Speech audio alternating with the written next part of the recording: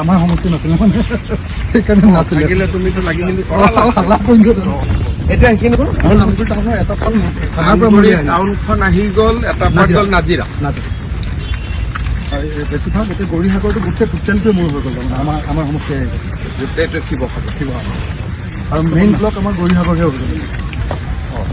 শিৱসাগৰটো হেৰি হৈ গ'ল, ইয়াৰ তাত সোমাই গ'ল।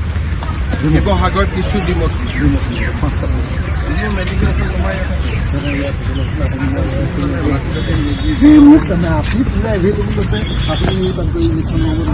যিটো আমি প্ৰকল্পৰ কাম হাতত লৈছিলোঁ তাক পৰ্যবেক্ষণ কৰাৰ বাবে আজি মই শিৱসাগৰলৈ আহিছিলোঁ।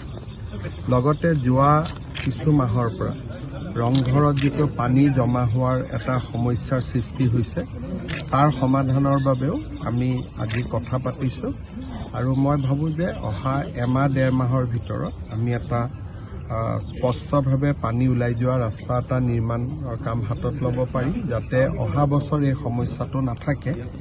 আৰু ৰংঘৰৰ প্ৰকল্পটো মোৰ দৃষ্টিত অহা 16 মাহ 18 মাহৰ ভিতৰত সম্পূৰ্ণ হৈ যাব আৰু গোটেই পৰিৱেশটোৱে পৰিৱৰ্তন হ'ব। তল ঘৰৰো প্ৰজেক্ট এটাৰ কথা আমি চিন্তা কৰি আছোঁ, কিন্তু অলপ সময় লাগিব। আমি 2-3টা পৰীক্ষা কৰি আছোঁ যে তলাতল ঘৰ আৰু ৰংঘৰক আমি কেনেকৈ ডিৰেক্টলি কানেক্ট কৰিব পাৰোঁ। অকণমান সময় লাগিব, কিন্তু সেইটো আমাৰ চিন্তাত আছে। আমাৰ সমষ্টি নাছিলে মানে সেইকাৰণে নাছিলে তুমিতো লাগি মেলি এতিয়া সেইখিনি নামটো টাউনৰ এটা ফল টাউনখন আহি গ'ল, এটা পাৰ্ট গ'ল নাজিৰা। বেছিভাগ গোটেই গৌৰীসাগৰটো গোটেই টোটেলটোৱে মোৰ হৈ গ'ল মানে আমাৰ সমষ্টি গোটেইটো শিৱসাগৰ আৰু মেইন ব্লক আমাৰ গৌৰীসাগৰহে হৈ গ'ল। শিৱসাগৰটো হেৰি হৈ গ'ল, ইয়াৰ তাত সোমাই গ'ল। শিৱসাগৰ কিছু পাঁচটা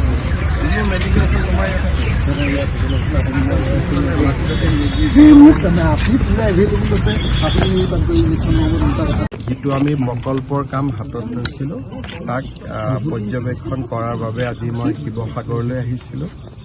লগতে যোৱা কিছু মাহৰ পৰা ৰংঘৰত যিটো পানী জমা হোৱাৰ এটা সমস্যাৰ সৃষ্টি হৈছে তাৰ সমাধানৰ বাবেও আমি আজি কথা পাতিছোঁ আৰু মই ভাবোঁ যে অহা এমাহ ডেৰ মাহৰ ভিতৰত আমি এটা স্পষ্টভাৱে পানী ওলাই যোৱা ৰাস্তা এটা নিৰ্মাণৰ কাম হাতত ল'ব পাৰিম, যাতে অহা বছৰ এই সমস্যাটো নাথাকে।